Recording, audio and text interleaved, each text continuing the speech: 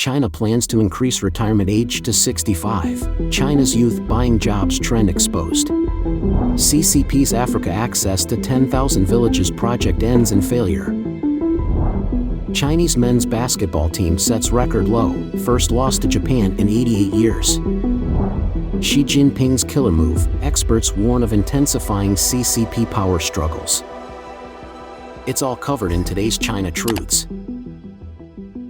China plans to increase retirement age to 65. China's youth buying jobs trend exposed. Recently, discussions about spending a fortune to buy a job have been circulating widely online. Investigations by journalists from Sina.com revealed that on social platforms like Xiaohongshu, like Instagram, in mainland China, many companies engage in deceptive practices, appearing as consulting service providers on the surface but actually operating as brokers for buying and selling jobs. These companies openly list prices for different positions. Large private enterprises like Mastercom offer varying amounts, while state-owned enterprises like First Automobile Works, FAW, and Red Flag set prices around 200,000 yuan, approximately $30,000. For established central enterprises, the price tag is upwards of 450,000 yuan, approximately $63,000. Hu Hui, a recent master's graduate from Changchun, Jilin Province, became disheartened after several failed interviews. She then stumbled upon her interview position listed with a price tag of 140,000 yuan on Xiaohongshu, a Chinese social media and e-commerce platform, like Instagram. In an interview, Hu Hui expressed her dismay, stating that she initially intended to become a teacher at a local private university but faced repeated interview failures. By chance, she came across a job advertisement on Xiaohongshu, which turned out to be the same position she had just interviewed for. She lamented, "So interviews are useless. Paying money is the only way?" Hu Hui's roommate had already realized that buying a job is the way to go and chose to work in Hainan to earn money, aiming to save up 300,000 yuan, around $42,000, and then return to their hometown to purchase a stable job. According to reports, many human resources companies on platforms like Xiaohongshu engage in deceptive practices. An employee from Jilin New Leader Human Resources told Sina.com journalists that through their channels, those seeking permanent positions need not take written tests and can directly interview. As long as the basic requirements are met, they guarantee a smooth process. However, candidates are required to pay half of the deposit and sign a contract up front, and the remaining payment is settled after passing the interview and officially starting the job. Related reports have been taken down by the Chinese Communist Party, but the content has been reposted on other social media platforms. The report states that due to the influence of this negative trend, stable and decent jobs are increasingly hard to come by for young people. Many young people returning to their hometowns openly state that most good jobs in various industries require payment, saying, "Without paying, you can't get employed." According to official CCP statistics, the youth unemployment rate in China for those aged 16 to 24 has continuously risen for 6 months, reaching a record high of 21.3% in June last year. However, it is widely believed that the true youth unemployment rate in China is much higher than the official figures. Zhang Dandan, an associate professor of economics at Peking University, published a paper last year titled Possibly Underestimated Youth Unemployment Rate, in which she calculated that by March 2023, the maximum youth unemployment rate in China could reach 46.5%. Besides, with a declining birth rate and an aging population, China is facing exacerbated demographic challenges. The CCP is considering extending the retirement age to 65. Meanwhile, young people are finding it increasingly difficult to secure jobs, leading to a trend of paying for employment opportunities. According to recent reports in CCP-controlled media, in response to China's aging population and the risk of social security funds being insufficient to cover expenses, there may be a policy introduced this year to raise the retirement age to 65.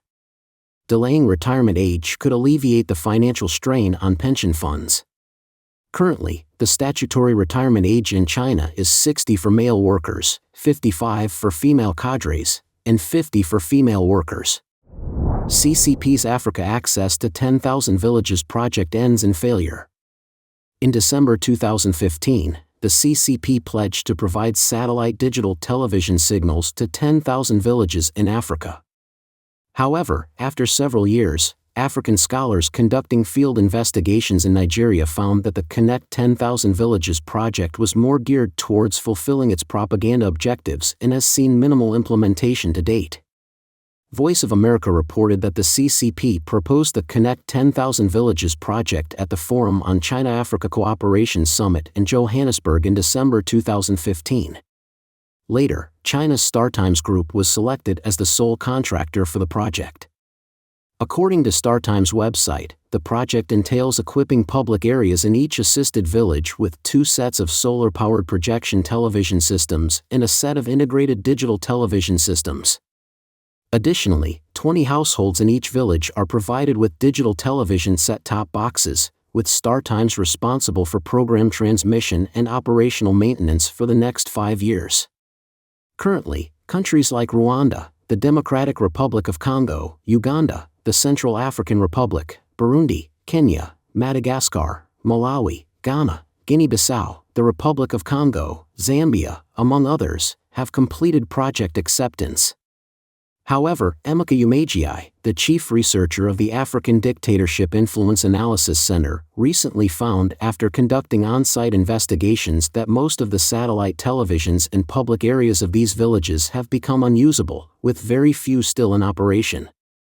In November 2023, Umejiai visited 3 villages in Nigeria with populations close to 10,000, Hulumi and Kpaduma near the capital Abuja, and Agogo Ekiti in the southwest. I chose these 3 villages because they were among the few places I could find where the Connect 10,000 Villages project was implemented, Umejiai told Voice of America. StarTimes claimed they covered 1,000 villages in Nigeria, but I couldn't find any evidence to support that claim. In a report published recently, Umejiai wrote that Agogo Ekiti had 14 satellite televisions installed. 2 were installed in a public hospital and municipal hall for communal use, while the other 12 were provided to the village chief and other important individuals. Hulumi and Kpaduma each had 20 satellite televisions installed. The report stated that after the 1-year free period for Nigeria's satellite television services expired, renewal became problematic. In the 3 villages Umejiai visited, many satellite televisions, either public or privately used, were abandoned because users were unwilling to renew their subscriptions. In Hulumi village, frequent power outages made it impossible for residents to afford generators. Umejiai pointed out that claims of installing Chinese television in 1,000 villages in Nigeria are fundamentally unverifiable, with no independent third-party oversight. To compile this research report, Umejiai contacted various Nigerian government departments, including the Ministry of Information and National Guidance, the Ministry of Digital Communications, and the National Broadcasting Commission, all of which responded with statements like "not clear," "no information available," or "you should ask StarTimes." He further remarked that while these projects may seem exciting, no one pays attention to where the money goes, and without oversight, most African government officials and policymakers are not interested in tracking the implementation of these projects. Umejiai believes that these investment projects in Africa primarily serve the CCP's external propaganda objectives, and similar issues exist in various engineering projects undertaken by China in Africa. Wesley Hill, from the International Tax and Investment Center, expressed skepticism about the success of China's Connect 10,000 Villages project in Nigeria, citing China's prioritization of equipment export over installation. He highlighted that Chinese companies often receive subsidies for projects up front, rather than upon completion. However, a resident in Rwanda reported positive progress with StarTimes satellite television, indicating variations in project implementation across African countries due to local political dynamics and relationships with China. Chinese men's basketball team sets record low, first loss to Japan in 88 years. On February 25, in the FIBA Asia Cup qualifiers, the Chinese men's basketball team faced off against the Japanese men's team at the Aomi Urban Sports Park in Tokyo. At the beginning of the game, the Chinese team took a lead of 14-3, but the Japanese team responded with an 11 o'clock run. By the end of the first half, the score was tied at 38. After the third quarter, the Japanese team led by 4 points. With just 1 minute and 9 seconds left in the fourth quarter, a fatal mistake by Chinese guard Hu Mingxian led to a dunk by Japan's Hakamura, extending their lead to 5 points. Although Chinese player Cheng Shuiping made a three-point shot shortly after, Japanese player Taniguchi made one free throw out of 2 attempts, putting Japan ahead by 3 points again. In the final play, Chinese player Zhu Junlong missed a three-point shot, missing the chance to tie the game and leading to a final score of 73-76, resulting in a loss for the Chinese team. According to records, since the 1936 Olympics, the Chinese men's basketball team had never lost to the Japanese men's team in any FIBA-organized competitions at the Asian level or higher. Moreover, they had a perfect record of 16 wins against Japan in the Asia Cup. However, after this game, China's aforementioned record against Japan has come to an end. This marks another new low for the Chinese men's basketball team since last year's World Cup and Asian Games. During the World Cup in September last year, the Chinese men's team lost all 3 group matches, achieving their worst performance in the World Cup, and its predecessor, the World Championships, since 1990. In the Asian Games held in Hangzhou in October last year, the Chinese men's basketball team lost to the Philippines, failing to make it to the Asian Games final and ultimately winning only a bronze medal, marking their worst performance in the history of the Asian Games. Xi Jinping's killer move, experts warn of intensifying CCP power struggles. On February 21, the Chinese authorities announced the full text of the newly revised regulations on the work of party inspection of the Chinese Communist Party, referred to as the regulations, and issued a notice requiring all regions and departments to strictly adhere to the implementation. Xing Shui, a Chinese-Canadian writer, commented on this today, saying, "Faced with international, livelihood, and economic difficulties, Xi Jinping realizes that he lacks the ability to revive those areas while insisting on the CCP's state terrorism rule. He can only continue on a path to darkness, waving the banner of political dominance, preventing people from questioning or provoking him on other issues. Because as long as there is a political task at hand, everyone can only prioritize this political task." The 20th National Congress of the Communist Party of China clearly stated, "Promote the concretization, precision, and normalization of political supervision and enhance the practical effectiveness of supervising the leading group and leading cadres." The newly revised regulations specifically stipulate that inspection work should strengthen supervision of the principal responsible persons of the inspected party organizations, and the principal responsible persons of party organizations bear the primary responsibility for inspection and rectification, and other members of the leadership team bear dual responsibilities. Apart from directly managing party organizations at the municipal and county levels as inspection objects, the regulations also, for the first time, include village, community, party organizations within the scope of inspection by county, city, district, flag, party committees, extending strict party governance to the grassroots level. Veteran commentator Lan Shu told Sound of Hope, Xi Jinping basically held all power in his hands during his first 2 terms. The members of the Politburo Standing Committee at the 20th National Congress of the CCP were basically chosen by Xi Jinping. His instructions may still encounter resistance at the grassroots level. He wants to establish a political inspection system mainly to ensure that the top leaders at all levels can effectively implement what Xi Jinping wants to do next. The notice points out that the regulations adhere to Xi Jinping thought on socialism with Chinese characteristics for a new era as the guide and thoroughly implement Xi Jinping's important thoughts on the party's self-revolution. Lan Shu highlighted Xi Jinping's strategy of party self-revolution as a means to combat private capital in China. Private capital has become a significant force in China's economy, challenging the control of the CCP. Under Xi Jinping's leadership, there has been a steady shift towards favoring state-owned enterprises over private ones, leading to economic downturns. Xi Jinping faces a choice: allow private capital to accelerate the collapse of the CCP system or forcibly control it. This conflict has resulted in significant transformations in China's economy, including the establishment of armed forces and the promotion of state-controlled cooperatives, as part of Xi Jinping's broader strategy to assert CCP dominance over private capital and property.